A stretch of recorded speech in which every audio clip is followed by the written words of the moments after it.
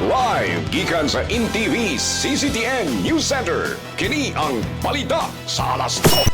Uluhan sa mga balita sa alas 12, CCTO enforcer nga gibangga sa SUV driver gitabangan sa syudad pinagi sa pagpa-ospital hangtod sa paghikay sa kaso.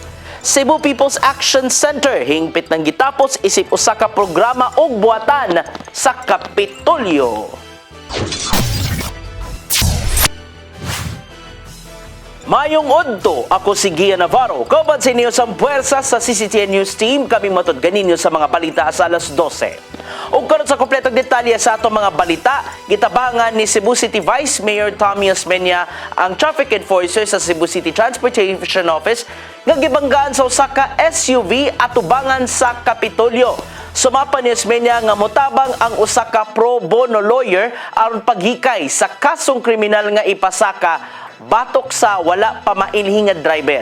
Giabaga sa dakbayan ang pagpa-ospital ngadto sa enforcer nga si Jovan Verano kinsa napaalim karon sa Tambalanan gumikan sa iyang naangkon nga angol sa lawas. Nakigalayon usab ang Vice Mayor sa Land Transportation Office 7 aron silutan ang driver nga nakabangga ngadto kang Verano. Gikustodiya una sa kapulisan ang driver human miangkon sa mong hitabo niadto Miyerkules sa buntag.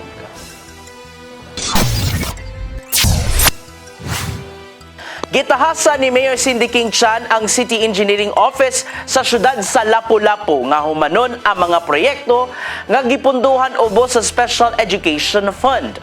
Bato ni Chan nga kinalang mahuman ang mga school infrastructure projects sulod sa gitakda niya nga panahon human masayod sa nimong dagan sa katukuran.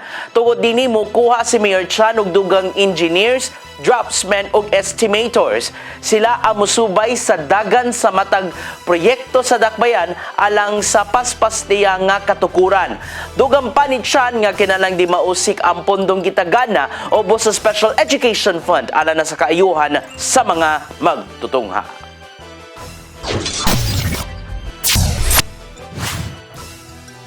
Office of Civil Defense 7 uyon sa pagpaygayon og active shooter drill sa mga tunghaan aron mapalig-on ang iyang seguridad. Kini subay sa nitubong pagpamusilsod sa eskwelahan nga nakapaalerto na usab sa kagamhanan. Ang kasayuran nito di PITCOM intern Arlene Fajardo. Gituki sa Office of Civil Defense 7 sa Lapu-Lapu City Disaster Risk Reduction and Management Office ang pagpahigayon og active shooter drill sa mga eskwelahan aron mapalig-on ang seguridad batok sa mga human-induced disaster. Gisugyot sa OCD 7 nga gawas sa linog ug sunog, kinahanglan nang i-appeal sa contingency plan sa mga tunghaanan ang mga insidente sa pagpamusil alang sa kaluwasan sa mga estudyante ug magtutudlo. Posot. Gisaysay ni Mamon nga importante nga adunay mga focal person o first responders sa kada establishmento aron daling maaksyonan ang mga kahimtang sa krisis. Tungod kay dili sagad nga hagit sa seguridad ang maong insidente nga naglambigit sa mga estudyante, gipahayag ni Lapu-Lapu City DRRM Officer na Jel Banyansya nga nakig-alayon sila sa mga kapulisan sa dakbayan. Tumong niini ang paghimo og mga protokol aron mas mapalig-on ang pagdumala o pagresponde sa mga komplikadong sitwasyon sa kaluwasan. Gihimo ang lapad nga plano aron saktong matubag ang maong sitwasyon. We encourage also na maminaw po sa atong mga radyo, sa atong TV, tanaw, latest publication sa Pag-asa kay maganda atong ang atong guide para sa atong preparasyon. Kasalig sa OCD 7 nga padayon silang magpahigayon og mga training aron magiyahan ang mga LGU ug eskwelahan sa pag-atubang sa mga human-induced hazards. Arlene Fajardo, PITCOM intern, CCTN News. Soban pa mga balita, pag-usab sa Juvenile Justice Law o pag-istrikto sa online access sa mga kabataan sa social media, gipanawagan sa usa ka opisyal. Kini human sa nitubong pagpamusilsod sa tunghan sa Tacloban City kung diin padayon ang investigasyon karon ilabi na sa Senado. Ang kasayuran niadto ni Randy Gurion. Gihulagway nga makapabalakan na ang nagkagrabe nga krisis sud sa mga tunghaan o sa digital spaces. Kinihuman sa netabong pagpamusil sa tunghaan sa dakbayan sa Tacloban nga mikalas og tulo ka mga kinabuhi ug miangol og laing 20 ka mga tinun-an.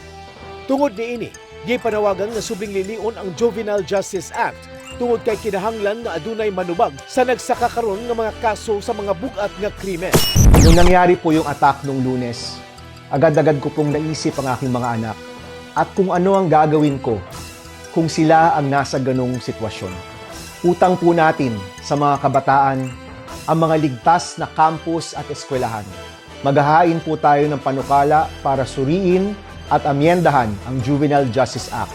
Ang bibigyang diin po natin ang mga karumal-dumal na krimen gaya ng pagpatay at panggagahasa. On late July, dyan mapag-uusapan ano ba yung mga pwedeng gawin para palakasin, amendahin, or pagbutihin itong juvenile justice law.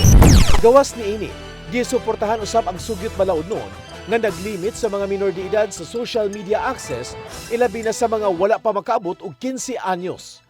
Katuyuan ni ini, maor mapugnan ang impluwensya sa algorithm nga posibleng magtukmod sa mga bata ngadto sa online radicalization. Kailangan talaga mabantayan natin yung mga bata. Kailangan may relationship ka sa mga anak mo para mapag-usapan nyo yung mga bagay-bagay and ma-alert mo rin if there's a potential danger. Hindi lang siya anong gagawin mo kapag may shooter na drill eh. Kailangan yung nadidrill rin sa atin sa mga magulang. Ipahinumduman usab ang mga ginikanan nga ang kaluwasan sa mga bata wa nagtapo sa Kongreso kundili nagsugod usab sud sa panimay ug sa pagbantay sa komunidad. Samtang nangandam usab ang Senate Committee on Basic Education sa paghiskop ug pagpalapad sa Schools Safety Act, gipanawagan nga angayan unahon ang kaluwasan diha sa tunghaan ug ang proteksyon sa mga musunod pa nga mga henerasyon. Randy Gurion, CCTN News. Cebu People's Action Center pormal nang gitapos isip usa ka programa og buhatan sa Kapitolyo. Usa ka tuig na ang nakalabay sukad nga milingkod sa katungdanan si Gobernador Pamela Baricuatro. Adunay dugang kasayuran si RV Veloso. Pormal nga gipahibaw sa kagamhanan sa probinsya sa Subo nga giwagtang na niini ang buhatan sa Cebu People's Action Center kun SIPAC. Kay numduman nga namugna kini gumikan sa usa ka Executive Order number 83 sa series of 2025 nga gibutang direkta ubos sa opisina sa gobernador o gihimo alang sa centralized nga komunikasyon, mas duol nga pagdumala sa mga reklamo ug mekanismo sa feedback sa probinsya. Lakip na ang papel ni ini isip 888 Citizens Complaint Center sa probinsya. Una nang nangatarungan ang Hunta Probinsyal nga kung walay ordinansa nga formal nga nagduma sa umaong opisina. Ang SIPAC dili legal nga makagahin og stand-alone nga budget para niini. Ang SIPAC naglungtad isip usa ka programa ubos sa PIO, dili isip usa ka opisina nga adunay kaugalingong kawani, mandato o istruktura sa organisasyon. Kay nimduman nga nadesisyonan sab kini sa Hunta Probinsyal nga tangtangon ang budget sa mga opisina alang sa 2026 ug ibalhin ang 14 milyones ka pesos nga pondo sa orihinal niining gigikanan sa buhatan sa gobernador. Ang SIPAC nahimo kining dangpanan sa kadaghanan, ilabi na sa panginahanglan sa medikal ug buryal nga nanginahanglan usab og tabang lakip na usab ang mga sumbong nga gihatagan og pagtagad ubos sa mga nagduma niini sa probinsya. Bisan pa man niini gipadang nga tinuon sa buhatan ang ilang pagpasalamat sa tanang misalig ug misuporta sa maong programa. Subay niini alang usab sa mga nagkinahanglan og tabang mahimo nang moderekta sa Provincial Social Welfare Office kun PSWDO. RV Veloso, CCTN News. Gipabos na sa deputation training gikan sa Land Transportation Office 7 ang 76 ka mga sakop sa otoridad sa Tagbilaran City dito kana sa lalawigan sa Bohol aron i-deploy sa kadalanan. Gilangkuban kini sa mga sakop sa kapulisan, traffic personnel sa syudad ug ubang kawani sa LTO nga sila ang gitahasan sa pagbadlong ngadto sa mga driver nga nagmalapason sa mga lagda sa trapiko.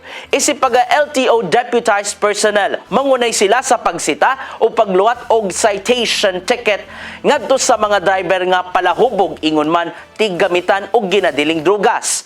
Giabagan sa ahensya ang mga deputized personnel sa basic first aid training aron matabangan usab ang mga motoristang nakasugat og disgrasya sa dalan.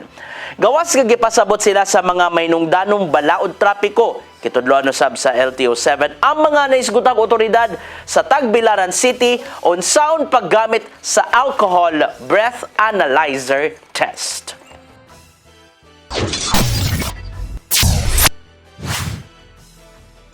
Ug magkato naglangkob sa tumapalita sa alas 12 sa ngat sa tanang kaubanan sa CCTN News and Current Affairs. Ilabi na sa atong news manager si Dennis Tabar, ako si Gian Navarro. At ang iyang atong sari 47 karon kanang alas 5 sa hapon hangtod sa alas 6 sa gabi. Musunod sa di madugay ang Santos nga misa nga manukad live sa CCTN Chapel. Daghang salamat, daygo ng Dios.